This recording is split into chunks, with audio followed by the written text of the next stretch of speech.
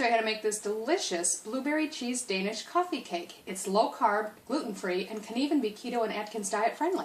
Okay, so I've got the ingredients for the whole thing assembled here, but some of them are divided because some of it you'll need for the cake layer, some for the cream cheese layer, some for the streusel topping, and I'll explain as we put it together how much of each. So all up, you're going to need 9 tablespoons of butter. Now that's 4.5 ounces or 128 grams. And that's just divided.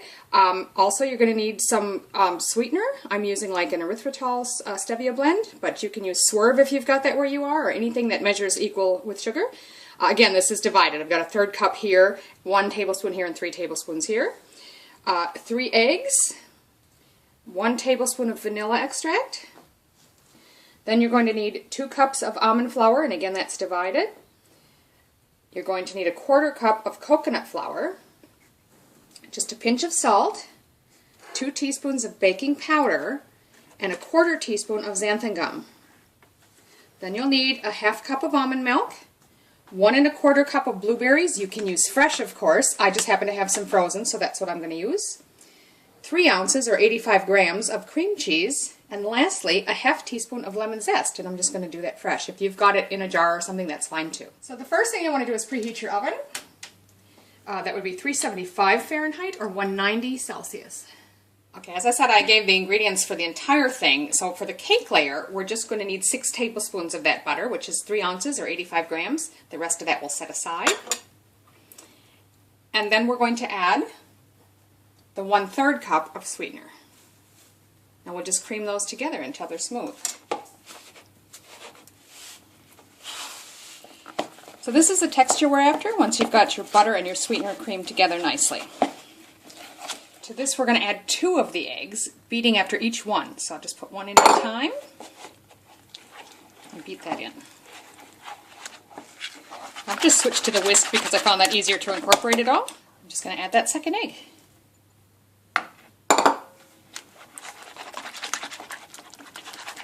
And next we'll add the vanilla. We'll just go ahead and mix that again. Now don't worry if you've got a little bit of butter lumps in there. That's okay. It'll all work out in the end. Okay, so in another bowl we're going to mix the dry ingredients for the cake. Now that's 1 cup almond flour, 1/4 cup coconut flour, and in here I've already mixed my pinch of salt, my 2 teaspoons of baking powder, and the 1/4 teaspoon of xanthan gum. So I've already got those mixed together in here. And just add that. So mix those all together nice. So now we're just going to take our dry mixture and add it to the wet ingredients and blend it together well.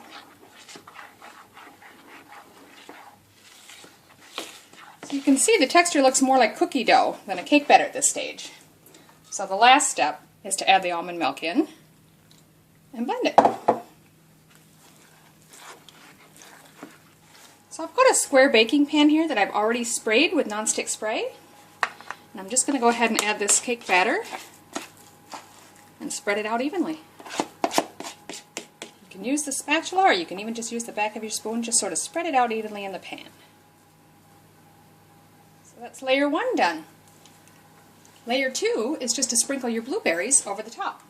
Now because I'm using frozen ones, you'll see I do get a little blueberry stain from some of the liquid in there. If you're using fresh ones, you won't have to worry about that. It doesn't make any difference though. And just spread those out evenly.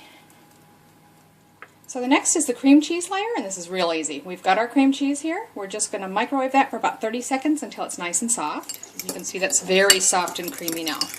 I'm just lightly whipping that egg before I add it. Add that to the cream cheese, along with our 1 tablespoon of sweetener. And mix that together. Just try to scrape around the side so I get it all, but that's the good idea of the consistency you should have. This should be nice and pourable. So layer 3 is we're just going to pour that cream cheese layer over the top.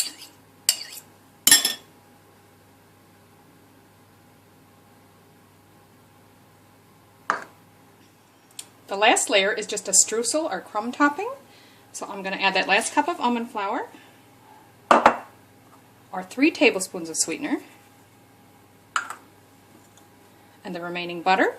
Which was 3 tablespoons of butter, 43 grams or 1.5 ounces. Now if you have a pastry blender for this, that's perfect. That's just going to perfectly blend it into the right size crumbs. Otherwise you could use 2 butter knives and just cut back and forth across each other, whatever works for you. And just blend until you have a fine crumb texture.